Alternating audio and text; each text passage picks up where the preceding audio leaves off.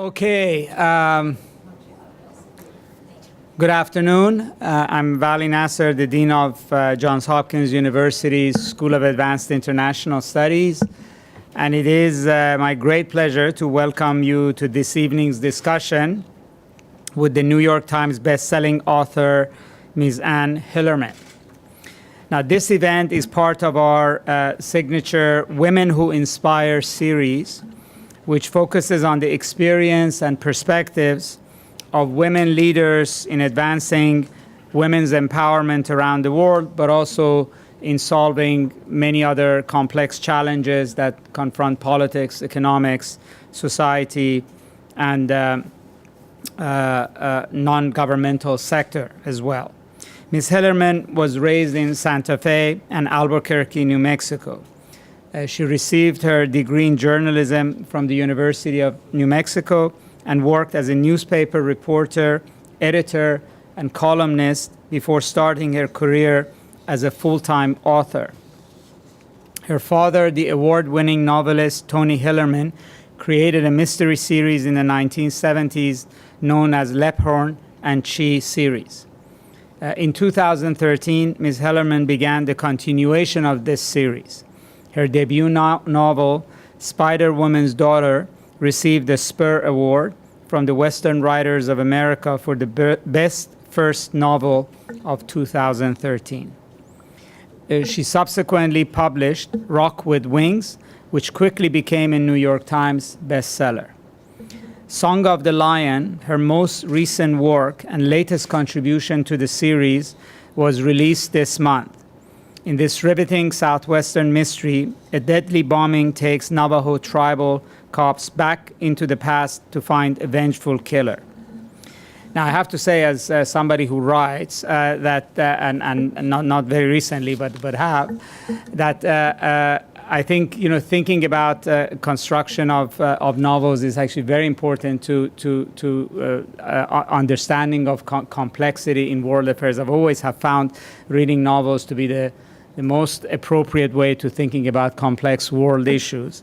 And writing novels that could be New York Times bestsellers are definitely a very daunting task. So it is our honor to host Ms. Hillerman at Johns Hopkins SAIS today, where we push our students to engage with influential thought leaders of all disciplines and backgrounds, when we also encourage our students to write well, think clearly, and to be able to carry complex analysis through sophisticated prose.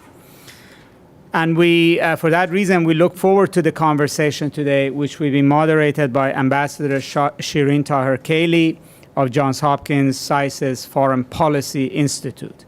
And I also want to recognize Ambassador Taher-Kaly for her leadership at the Institute, at SAIS, and in particular for having launched the Women Who Inspire series. She's an accomplished political scientist and a thought leader in policy circles and has served in multiple American administrations, both at the National Security Council and at the U.S. Department of State. And it's now my pleasure to turn the conversation over to Ambassador Taher-Kaly and Ms. Hillerman. Thank you. Shireen, please.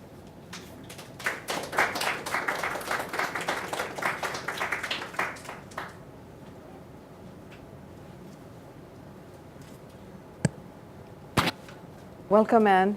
First of all, I want to thank our Dean Vali Nasser, who embodies sort of leadership for me, because he's not only a scholar and obviously now a dean and an administrator and a leader, but somebody whose interests span a lot of things. So it's always wonderful to have things happening at SAIS, and thank you, Dean, for encouraging so many things. And this is one of those wonderful events for me, because as I was telling a student who stopped me, who said, "Is this about politics?" And I said, "I hope not. Certainly not about traditional politics. It may be about the politics of the Navajo Nation, which come up."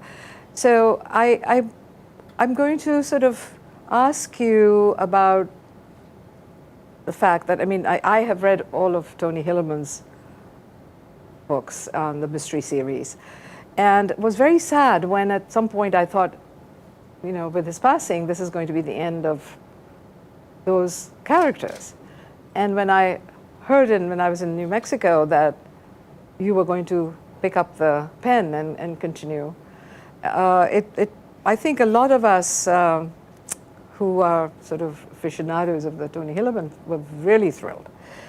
What made you do that? Because once you have a famous father who is a famous mystery writer, as a female writer, which is always a slightly different path, why did you decide? I've always wanted to ask you this question, and here's my chance. Well, first let me say thank you for inviting me today. I'm really honored to have this opportunity. And I'm just thrilled with the whole concept of this program. I think it's wonderful. So congratulations to you all. And also it was wonderful to have a chance to come to Washington, so thank you. So as the dean mentioned, I started my career in journalism, and I was very happy in journalism. And when I started, I have to say there was more respect nationally for journalists. I'm not going to get into politics, but anyway, I worked as a journalist for probably 20 years, as a reporter, as an editor. And from that, I kind of segued into writing nonfiction books. When people are reading the newspaper, they see your name. Often, then they say, I want to do a travel guide, say to your town. Would you be willing to write that? So I did books like that. And then, this is a long answer to your question. No, please.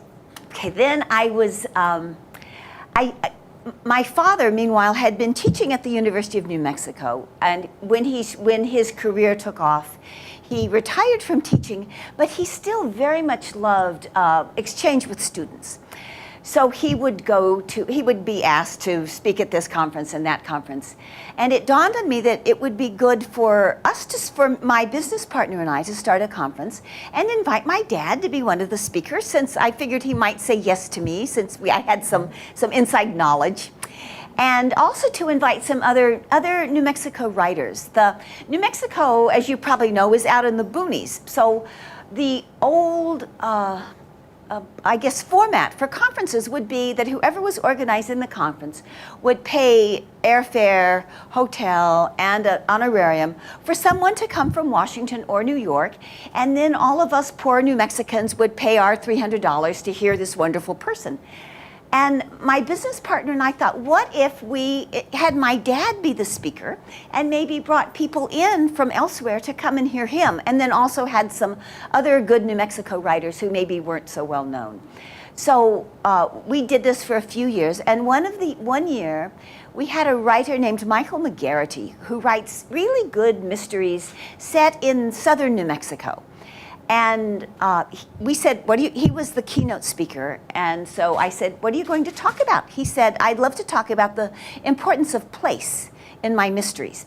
So my husband is a professional photographer, and he said to McGarrity, what if I take pictures of the places that you write about, and we'll do a slideshow along with your talk? So we thought that sounded great. His talk was good, the pictures were beautiful, and my father was in the audience. So afterwards, he came up to my husband and me and he said, that was really a great idea. Why haven't you ever done that for me? It's like, yeah, why haven't we done it? It was one of those brilliant ideas that just hadn't occurred to us. So instead of doing a slideshow, we decided we would do a book, because that would be more enduring. So I read through all of my dad's novels. I'd read them all, of course, but the first time I read them, I had just inhaled them for the story. But this time I read them more closely, looking at the craft that went into them, and also looking for those wonderful quotes. My dad loved the fabulous scenery of the Navajo Reservation. So looking for those quotes where one of his detectives, no matter how intense the search was for the criminal, he has to pull off the road because the sunset is so glorious, he just can't drive and look at the same time. So when we finished that, the year that we submitted our manuscript was the year that my father died. So the book came out, and the publisher sent my husband and me on a book tour. And so it would be a situation kind of like this, but behind us would be again, the photographs of Navajo country that my father loved. So then I would talk about the book, and then I would say, anybody have any questions? And always someone would raise their hand, and they'd say, oh, are there going to be any more Jim Chee, Jolie Porn mysteries? Did your father have something at the publisher almost ready to come out, something that could be cleaned up and published, something, something, something? And I'd say, no, he really took care of business before he died. And then the person asking the question, I could just see their face fall. I could just read the disappointment, and they would say, oh gosh, I'm just gonna have to read all of those books again. And no kidding, I must have heard that 100 times. And after a while, at the same time, I was kind of getting over the grief of losing my father. So after a while, I thought, well, darn, besides missing my dad, what's going on with Uncle Joe and what's going on with Uncle Jim? I had grown up with these characters, and they really did feel like members of my family.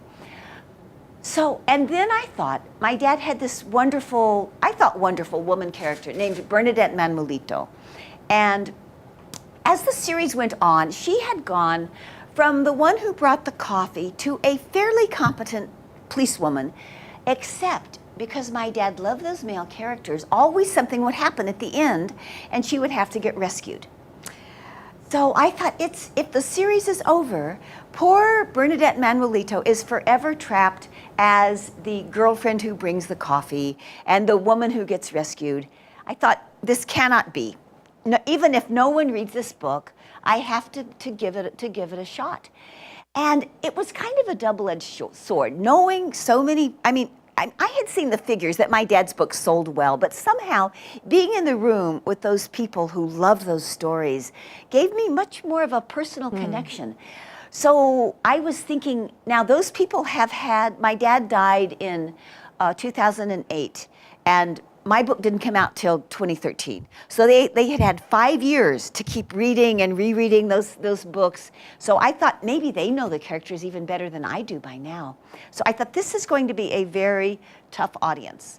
On the one hand, they love these stories, and they might want to give a newcomer a chance. On the other hand, my dad trained them very well. They are very particular about how the plot moves along, who the characters are. I can't mess around, changing anything. I can't give Jolie Porn a Corvette and a tattoo. I have to stay true to the standard that my dad set. So, did that answer your question? It does. It really does, and it also answers my next question, which was, why Bernadette? So, because I was thinking, it's unique. Even Agatha Christie had some female sort of lead characters, but by and large, it's always James Bond types who, kind of carry the day. And it's nice to find a very credible female policewoman be very smart and ahead of the gang, It's interesting, this is her new book, The Song of the Lion, and in reading it, I noticed that you have this camaraderie between Bernadette and, is it Sandra? I forget who is the only other woman in the police, that particular, what does one call it, police station? It's a substation. Substation. Yeah. And they kind of, as you say in the book, have each other's back. And I thought, gee, wouldn't that be nice if that was always the case? And of course, we live in the real world, it isn't always the case. But tell me about the Navajo traditions, because your books are very, very steeped in the way they think, the mysticism, almost the lyrical appreciation of the nature that goes with it and human relationships, family, etc.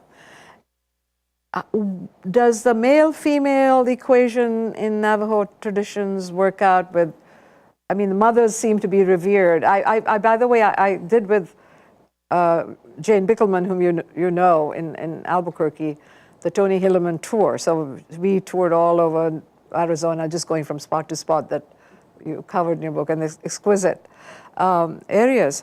But we don't obviously know from the inside, and you have researched, you obviously know the people, the culture. Where does this come from, the fact that you have this female who's the lead, do the Navajo traditions would support that sort of thing? Yes, absolutely. The Navajo society traditionally was matriarchal. Women owned the house, women owned the sheep, women made the rules, and the mother's clan was the clan to which the children were born into, which was very important. And also there's a suffix on Navajo women's names, the BAH suffix, and that suffix means warrior. And you see that name, you see Yanaba, Tanaba, those are even today, very common names. And there are women in military, many Navajo women who serve in various branches of the military, and also women in law enforcement. So it wasn't really much of a stretch to bring Bernadette Manuelito up to being a crime-solving police officer. In terms of the mysticism, one thing I like very much about this book, the title, Song of the Lion, has to do with two lions.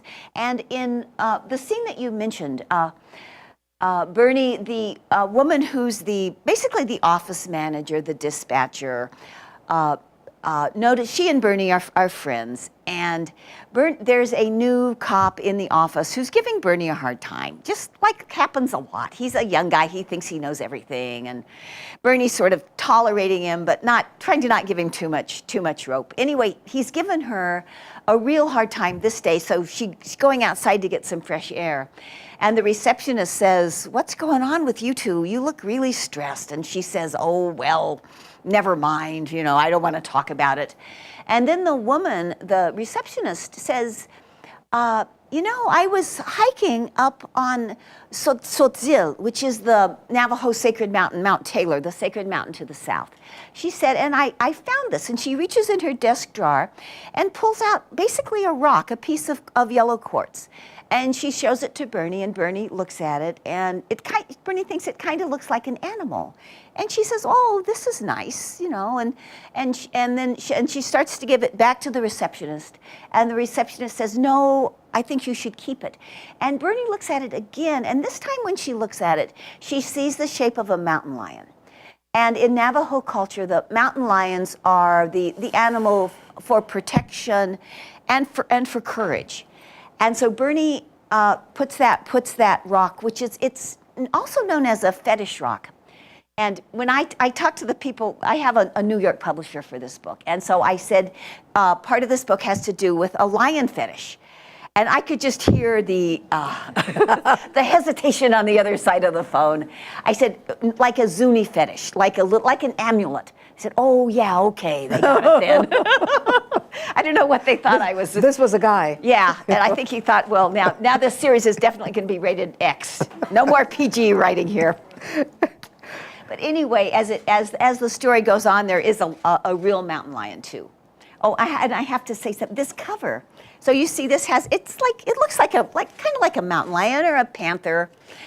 So the first cover that HarperCollins did, instead of this lion, there was a circle, and it was brown on the outside, and it had some things that stuck out, kind of like straw, and then it had white things that looked maybe like tombstones or teeth. And they said, "Oh, here is your cover. Isn't it beautiful?" And I said, well, this is about a mountain lion. So then I sent them some pictures of mountain lions, and I sent them some pictures of mountain lion fetishes, which are made mostly by Zuni Pueblo. And I showed this cover to a friend of mine who was from New York. And she said, "Oh, well, this is the Lion King." I said, "This is the Lion King? This isn't the lion, the other one, the yellow yellow one. circle Oh, that is with the Lion with King, the yeah. teeth. She said, "This is the Lion King." I said, "It looks like the Lion King that was run over by a semi." But anyway, I was lucky that they listened to my, what should I say, gentle but persistent objections to the Lion King on the cover, and realized it should actually be a mountain lion. Well, actually, and the scene where you have that she falls down. I shouldn't give too much away. And the interaction with the mountain lion is very powerful. So you couldn't have had the Lion King lion in there. It would just not have worked. I don't think. Shireen, it's hard to talk about mysteries because it's those of us who have read it, we want to talk about those scenes, but you don't want to spoil anything. Yeah. I mean, and the whole reason authors talk about books is so people will be so inspired they'll go out and buy 10 copies for everyone they know. So no, and yet it was different when Agatha Christie. I don't think she even worried about what the cover looked like. But in this day and age, it's all part of the the readings and all of that. You want to draw people in, particularly when the series is so interesting and goes on. Well, they're going to change this cover because I just heard that this book is going to be on the New York Times list Sunday. It's debuting at number 8, so they're going to add a little thing that says New York Times bestseller. Oh, at number 8. 8. Well done. Thank you. Thank you. I was really thrilled too. I just got that note today. Oh, well, well, it's a success story. Hey, thank you. And it has some romance. A man who actually makes bologna sandwiches or whatever for his wife. I was reading it aloud to my husband. And I said, look, even in the middle of the Navajo Nation, there's a man who's, and Reza said, yes. When you used to work in Washington, I made myself bologna sandwiches, so you owe me. So I dropped that. Donna knows him, so. Well, in my previous life, I used to be the food writer for the Albuquerque Journal, which is the biggest paper in New Mexico. So at least once a week, my husband and I would go out and do restaurant reviews, and I never thought that would translate into writing novels. But I noticed people have to do something while they're talking. And so for me, it's easy to have them at a restaurant, and then I get to kind of talk about what they're eating, and it worked out really well. There's a scene in here where Jim Chi, one of the Navajo cops, and his friend, Cowboy Dashi, who works for the Hopi people, are eating together at a restaurant. Part of the book is set in the Navajo Nation and part in the Hopi Nation. And there's a place where there's just a highway that divides them. And so they're on the other side of the highway in a Hopi restaurant. Anyway, I had great fun talking about tuve tacos, the Navajo fry bread with pinto beans and green chili, and the Hopi stew. So you made me homesick for New Mexico. Oh. But how much research do you have to do for these? Or have you now, with the Tony Hillerman's sort of books and so on, and your Don and your book on that country, find yourself sufficiently conversant with things, or do you go out and? I think it's the way my I'm brain assuming works. it's for real. I just take your word for it. Yeah. That this highway divides this and this and so on. Yeah. I do. I have to go to the places that I write about, even if I've seen them a few times before. It just really helps make the writing vivid if you stand in the place, smell the air, go to the restaurants, whatever, in the places that I'm writing about. Part of this book has to do with the Grand Canyon, and there are a lot of different Indian groups that it concerns a mediation about development at the Grand Canyon. That's part of what the mystery concerns. And so there are a lot of different Indian groups that are there saying why they think there should not be development. And a lot of that has to do with their origin stories that have to do with the Grand Canyon. So I went to the anthropology library. The Museum of New Mexico has a wonderful library. And I went there looking for those stories. And honest to goodness, I could still be there. Research is just so seductive. I mean, I learned And there's so much there? Oh, yeah. I mean, the Zuni people have wonderful, wonderful stories about the Grand Canyon. And the story that I finally decided to use is a story about the Paiutes. And part of the reason I used it, and this goes back to kind of establishing myself now as more than just my dad's daughter, but giving the series my own voice. My dad had never written about the Paiutes. And the Paiutes have a reservation that's near Tuba City where the mediation takes place, and it's completely surrounded by the Navajo reservation. So I thought it would be perfect to have the Paiutes in this book. And they have a wonderful origin story about the Grand Canyon. It has to do with a leader whose wife has died, and he's just devastated by grief, and he's so forlorn that he really can't do his job anymore as the leader. So one of the Paiute gods comes down to talk to him, and the god says, I don't know if they would say God, one of their holy people, and they say, you know, you don't have to worry about your wife, even though you miss her. She's happy now, and she's not in pain. And he doesn't believe this God. So the God says, well, if you will promise me you can put your grief aside for the time of our trip, I'll take you to the land of the souls who've left the earth, and you'll see how happy she is. So they go, and he sees his wife, and he sees that she's happy. And the trail is through solid rock. So then when they're done and they come back, the holy person fills the solid rock with water, which of course is the Colorado River. So it's the story of how the Grand Canyon was created. And I just love that story. And also a lot of these tribes have maps that aren't like how to get from A to B. They're maps that kind of tell the mythical story of how the people came to be. And I invented for the Paiutes one of these maps because it really helped with my story. And they actually do have those maps, but I had never seen one. But I think they'll forgive me because I think I've handled it very much with respect. And anyway, so that was where my research led. And I could still be there. I mean, it's interesting. Research. It's a wonder people ever get a book written. Don't you think? It's like research. Well, we need you to keep going with these, so I'm glad there's that much. Do you have you in all of your books and the 3 books that you've done so far, have you had people sort of take issue with, I mean, the treatment of their culture, with anything, or has it been received well by the Navajos, the Hopis, and others? So far, I have not had that reaction. In fact, when I do book signings, say in Flagstaff or Gallup or towns that border on the Navajo reservation, there really are not any bookstores on the Navajo reservation. Sad to say. I mean, they're Walmarts. They don't usually do book signings.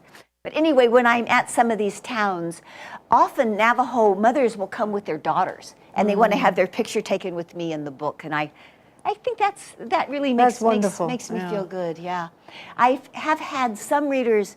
I had one reader send me a very long email telling me that she never liked Bernadette Manuelito in the first place, and she was sorry when my dad had let her marry the Jim Chi character. Whom she liked. Yeah, whom she liked. And so what was I doing now, turning her into a big deal?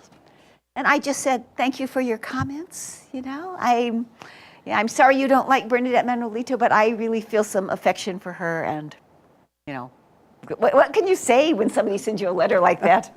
Not much. I mean, not much. You're too elegant to kind of take her on. Maybe she just didn't like it because you made her short.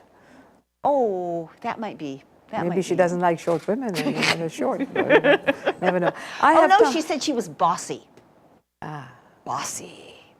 Really? I mean, that's usually the determined woman is by definition bossy, so you can't do anything. I have other questions, but let me stop here and see if those in the audience want to ask anything of Anne. This is an unusual opportunity. We have a woman who inspires cultures and others. Please. Yes. One of our very illustrious students, now I think graduating. Yes.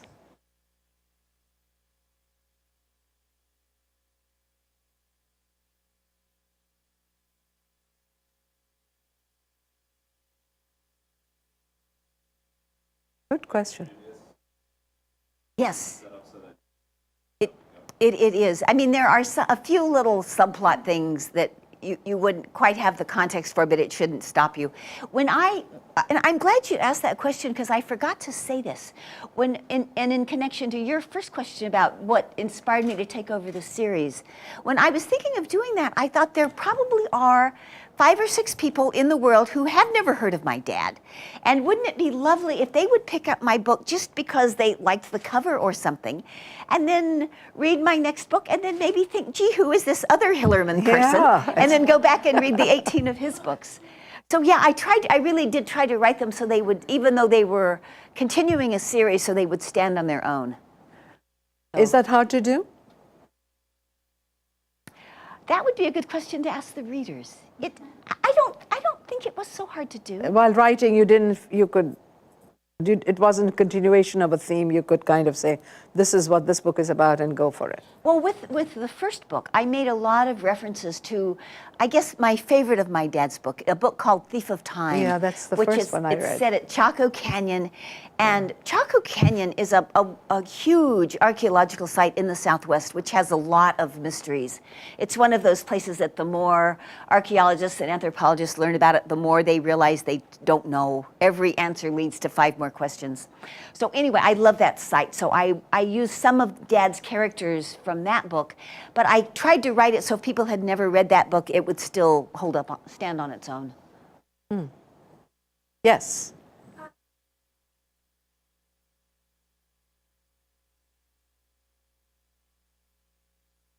Sorry, could you repeat the second part of your question?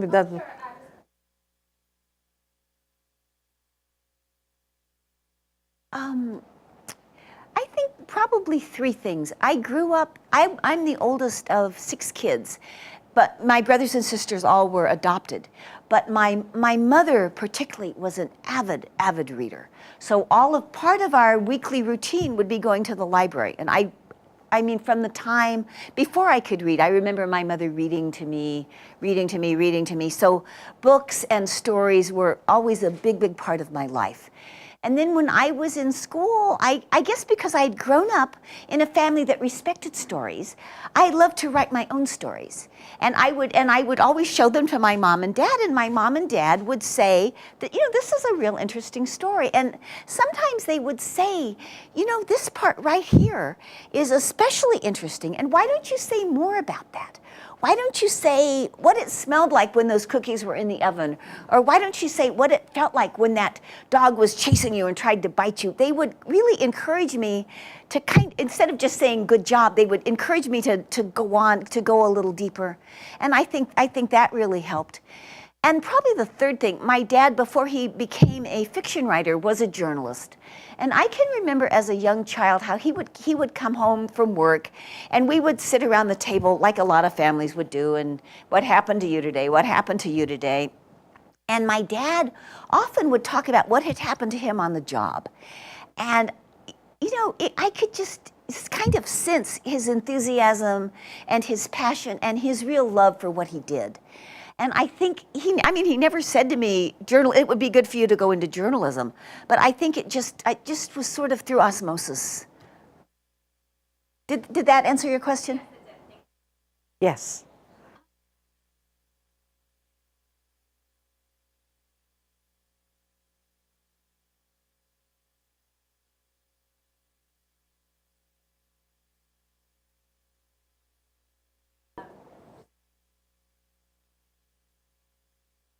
That is such a good question.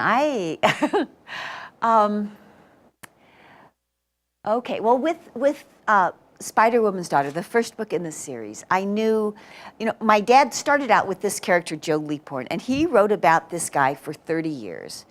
And this guy was like closest to his heart. So I thought, if I'm going to write a mystery, it's going to be hard for me to write about this character. But I figured he has to be in the book because he is part of the whole series. So for me, I knew that I had to do a mystery that had to do with kind of moving him to the side. So my character, Bernadette Manuelito, could solve the crime. So I thought this crime has to have something to do with this main character. So then I thought, since this is my first mystery, it would be easier for me to write about a setting that I knew. I told you about how seductive research is.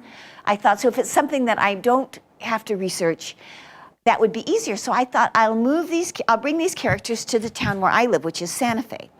So then I thought, what mystery would bring them to Santa Fe? Well, Santa Fe is full of museums that have beautiful Indian artifacts. So I thought, something to do with Indian art, fake Indian art. So I had those 2 elements. And my editor was really smart. So when I told her I was going to write this book, And I don't write from outlines, which would be so wonderful and efficient. She said to me, and she kind of got this idea that I didn't write from outlines. She said, so why don't you just write me a letter and tell me what your book is about? So that seemed like a good plan.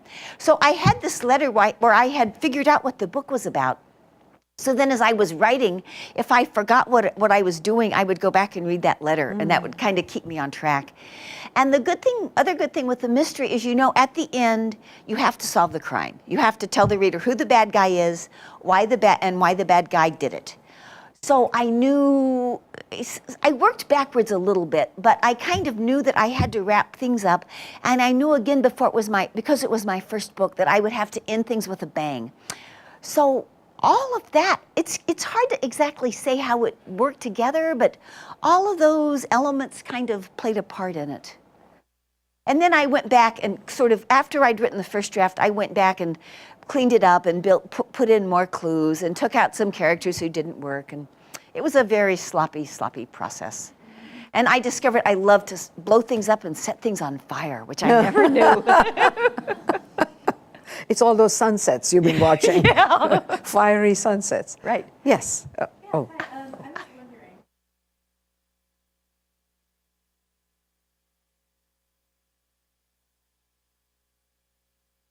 I think a lot of that had to do. Did you hear her question?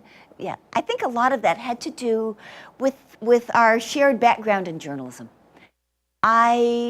One thing about journalism is you have to get to the point pretty quick, and it's kind of the same thing when you're writing mysteries. You can spend some time, describing a Navajo taco, but basically people want the story to move on, and so I think that helped me. And since my dad had the same background, I think that helped, and I think all the time I spent hearing him tell stories probably helped me, and rereading his books probably helped me too. Yeah, and it wasn't a conscious thing, but I'm glad it worked out that way. Yes. Yes.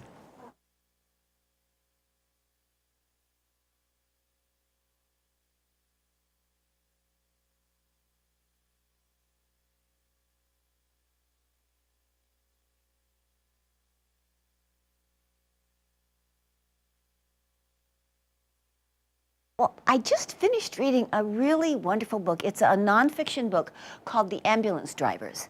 And it's about Hemingway and John Dos Passos meeting during World War I, both of them driving ambulances, and then how their friendship developed, both as a literary friendship and as guys who went on trips together. And then kind of the disintegration of that friendship as Hemingway got more and more wealthy, actually, and as John Dos Passos got more and more literary fame. It's very well written. I mean, so many books have been written about Hemingway, but this guy manages to his name is James McGrath Morris, manages to have a fresh look at the characters and to approach them both with some sympathy. And I mean, I guess you'd say that it's kind of the story of a bromance gone bad. But he did a really, really good job with it. I like that book. I read a lot of mysteries. There's a mystery writer from Wyoming named Craig Johnson who writes a long series that I think it's maybe 18 books now that's been turned into the Longmire television series. He's a great writer. He's really funny. I like to read All the Light We Cannot See. I love that book. I love Louise Penny. And probably many, many other writers who I'm not thinking of right now. And I'm waiting to read Shireen's book. So am I. It finally got cleared. It took 2 years to get the clearance process done. Oh, and I should say my wonderful friend here, Peggy Hansen, has a couple great novels, mystery novels, about her time in Yemen and Istanbul. Oh. Not about her time. Actually, Kill anybody? fall across all those dead bodies. And Yemen and Istanbul are still mysterious, and they are. more so always. Other questions? Yes.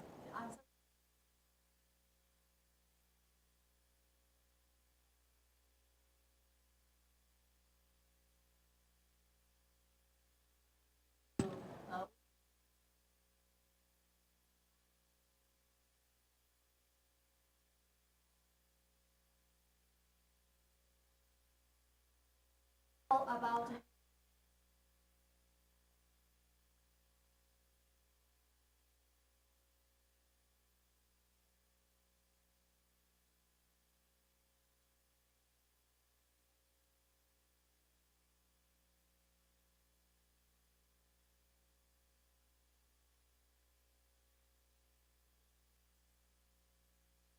Interesting.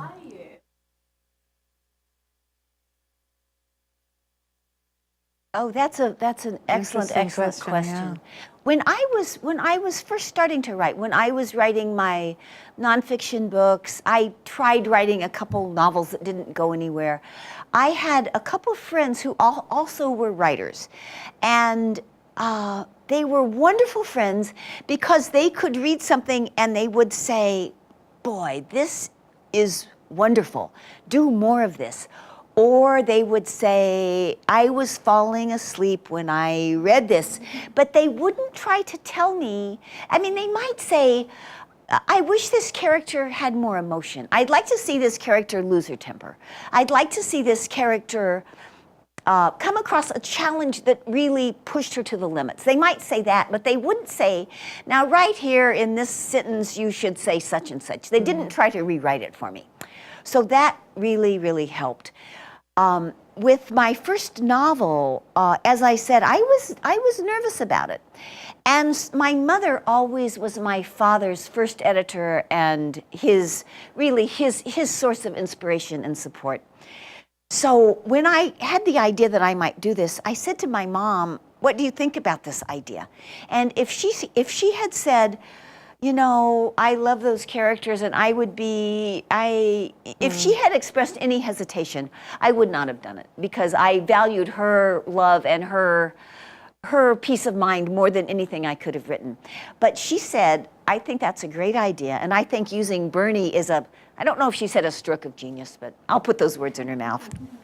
So she really encouraged me, and then I asked her to read the first draft because I knew that she knew these characters better than anyone, and she gave me some wonderful ideas. And again, if she would say, I mean, mostly she would give me check marks and little stars like mothers do, but if she would have a question mark, I knew that meant I had to rewrite that whole section because she was such a wise but gentle critic. So did that answer your question?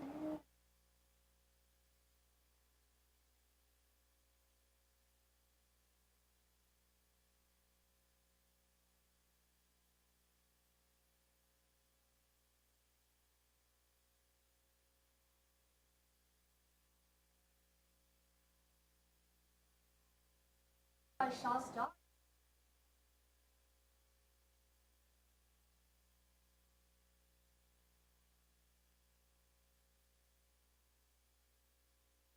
I have friends.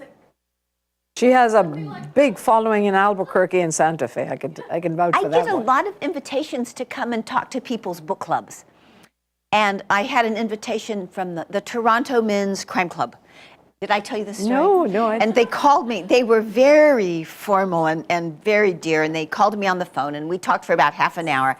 And toward the end, this one gentleman said, "Ms. Hillerman, you know, we read a lot of mysteries and thrillers, and some of them are, how shall I say this, a little steamier than your books." He said, "And by the way, I do understand that Bernadette Manuelito and Jim Chi are married." And he just kind of left it like that. And I had to explain to him that when my father started the series 30 years ago, he set this PG rated standard. And that now many of my readers are in their 70s and 80s and older. And if I were to have my Bernadette Manuelito show up in a negligee, I think some of my characters would just have the big one right then. So go gently. Yes. So I need to, and I think in addition to being true to the characters, I kind of have to be true to that sort of no graphic violence, no, I don't know if you'd say graphic sex, but no hot sex in these books. I mean, they are married, but still, I kind of keep it PG rated. I thought that was such a funny question. Kayla?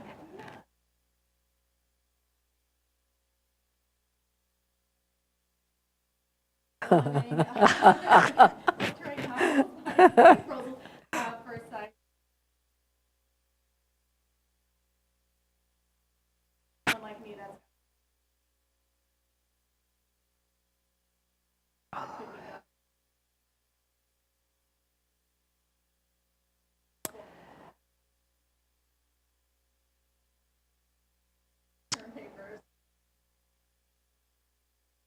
Well, you know, deadlines are a big help in getting something finished. And I guess, I mean, if I were to go back and read this book now, I bet you I would have 100 changes. So some of it you just have to figure, you know, we're all still young. We have another book to write. You give it your best shot, and then whatever kind of anxious energy there was about that scene that didn't quite work, or about that point that you wanted to make that you didn't maybe get to it all or didn't get to clearly, I think you just move that on to another book or another proposal.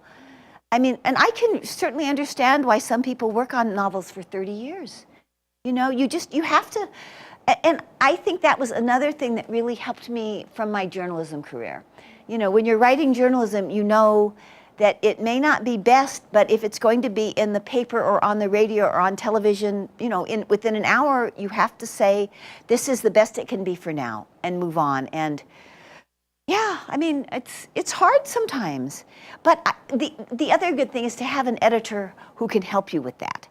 So I know for Rock with Wings, I had an ending, and I wasn't really happy with it, and she came up with an ending that was much better. And it was sort of something I had kind of hinted at, and she just was able to read it closely and say, you know, you kind of hinted at this and you didn't develop it. Why don't you go that way? And it felt really good. So it's wonderful to have an editor who can see that in your work. Yes.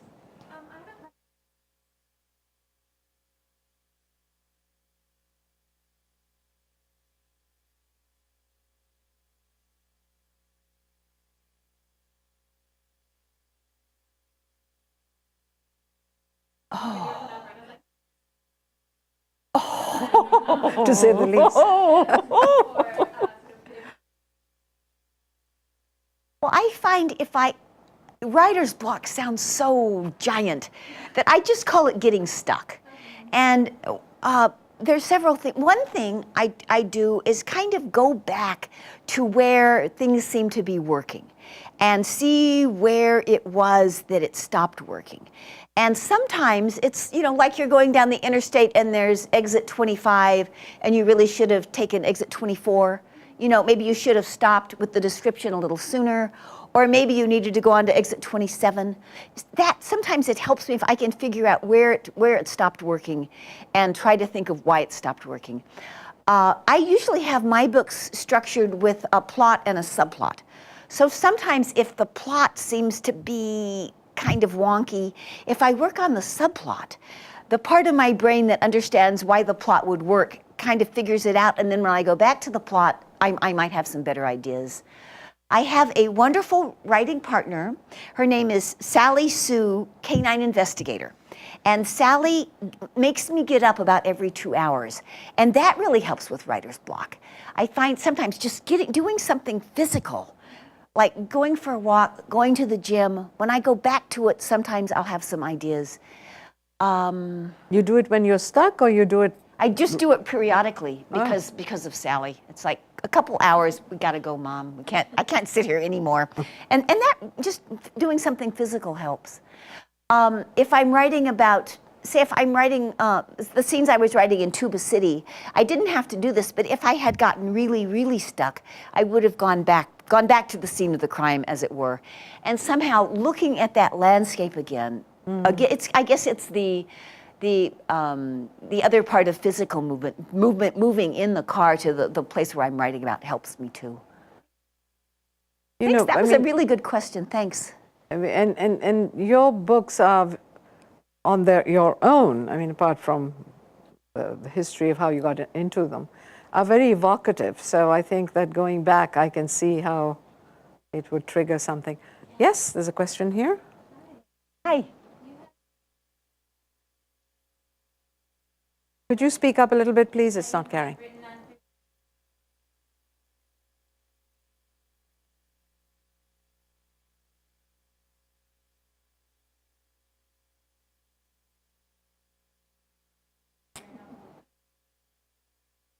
Yeah, and tell us. Gosh, Number 8 on the New York Times list. We want to know. I have 2 more books on this contract, and so I'm trying to really stay focused on Bernie and Chi and Joe Leaphorn and that whole world.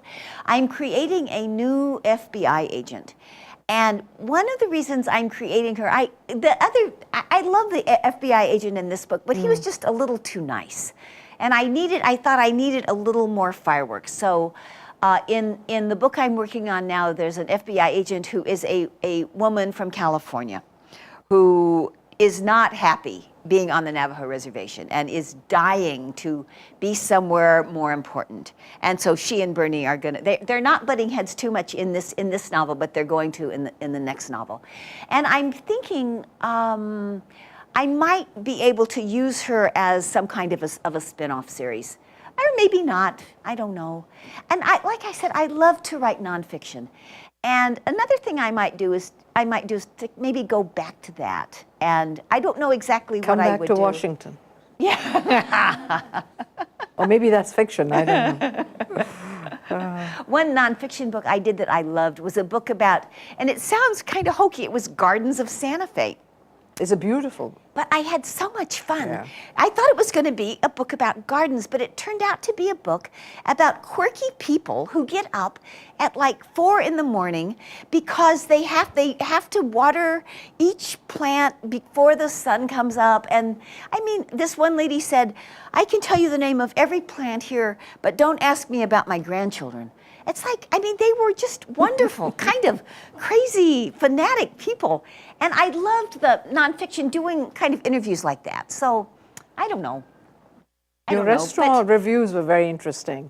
Thanks. You have a whole, group of people who just only go where you say they should go. So, well, there's so many things Yeah, to learn yeah. in the world. I mean, we're just so lucky to have so many wonderful, wonderful opportunities. And that's the thing I really like about writing too. It just can open so many doors to you.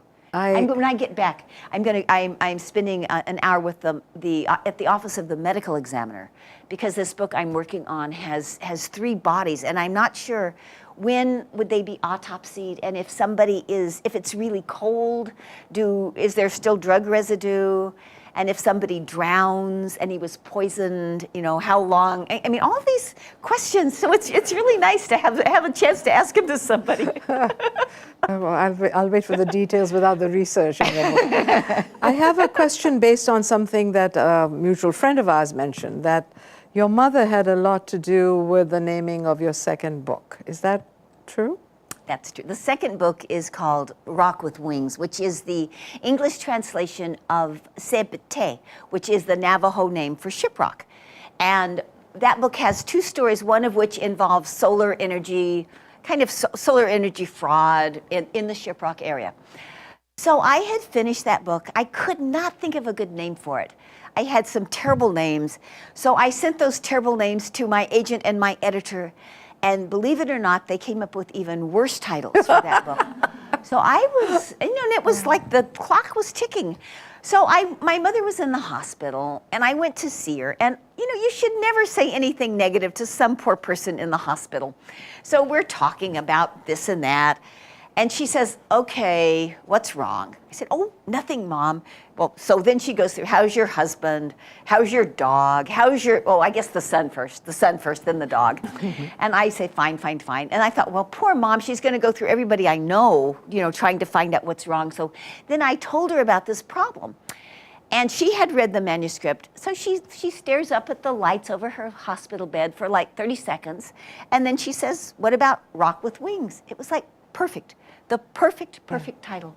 And then she died, unfortunately, before the book came out. But whenever I see that book, I think of her, and it was such a wonderful gift that she gave me. Yeah. And I think it's all of us who are actually captivated by your sharing so much with us, and the talent that you bring, the passion that you bring, the knowledge that you bring to this. I want to end with a personal story about how I got introduced.